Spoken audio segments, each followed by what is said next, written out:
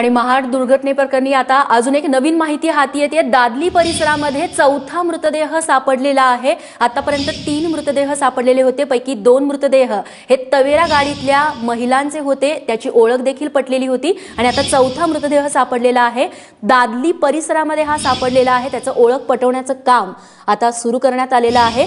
या आधी जे 3 मृतदेह सापडले त्यापैकी एक मृतदेह हा चालकाचा होता, एसटी चालकाचा, तर 2 मृतदेह होते ते मृतदेह तवेरा गाडीतले होते। मुंबईकडे जाणारी ती तवेरा गाडी होती, त्यापैकी जे प्रवास करत होते जवळपास 8 जण या तवेरा गाडीतून प्रवास करत होते, त्यापैकी 2घांचे मृतदेह सापडले। त्यानंतर आता हा चौथा मृतदेह सापडलेला आहे।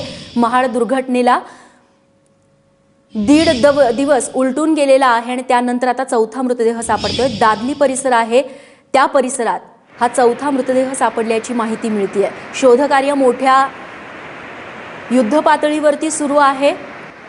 एनडीआरएफचे जवान असतील, नौदल असतील, वायुदलाची मदत घेतली जाते। मात्र हे जे मृतदेह आहे ते वेगवेगळ्या भागात आता सापडत आहेत। आशिष घरत आमचे प्रतिनिधी आपल्याला अधिक माहिती देतील। आशिष, चौथा मृतदेह सापडल्याची माहिती मिळतेय, काय तपशील? रेश्मा, आत्ताच महाड पासून काही अंतरावर असलेलं दादली गाव आहे, त्या गावानजीकची ही जी काही खाडी जाते, सावित्री नदीची खाडी आहे, त्या खाडीच्या किनाऱ्यावरती एक 20 ते 25 वर्षाचा तरुणाचा एक मृतदेह मिळालेला आहे। आता तो अद्याप तो मृतदेह बाहेर आता काढलेला आहे आणि आणखीन जी माहिती मिळते ती आणखीन एक मृतदेह दासगाव परिसरात आढळल्याची एक शक्यता वर्तवली जाते। बरं रेश्मा, आशिष, जिथे हा पूल पडला तिथून दादली हा परिसर किती लांब आहे? हा जो स्पॉट आहे ज्या ठिकाणी ऍक्सिडेंट झाला होता त्यापासून दादली हे जवळजवळ एक 8 ते 10 किलोमीटरचं अंतर आहे। या किनाऱ्यावरतीच, या नदीच्या किनाऱ्यावरतीच हा मृतदेह सापडलेला आहे। आशिष, अशा पद्धतीनं 8, 10, 40, 80 किलोमीटर परिसरामध्ये मृतदेह सापडत आहेत। चौथा मृतदेह सापडलेला आहे, त्या दृष्टीनं शोधकार्य सुरू करण्यात आलेलं आहे। पुढे आता एनडीआरएफची टीम अद्यापही या संपूर्ण नदीपात्रात काम करते। मगाशी त्यांची एक बोट पलटी झाली होती अगदी या स्पॉट पासून 100-150 मीटरच्या अंतरावरती, पण ते कुठेही हरून गेलेले नाही आहेत।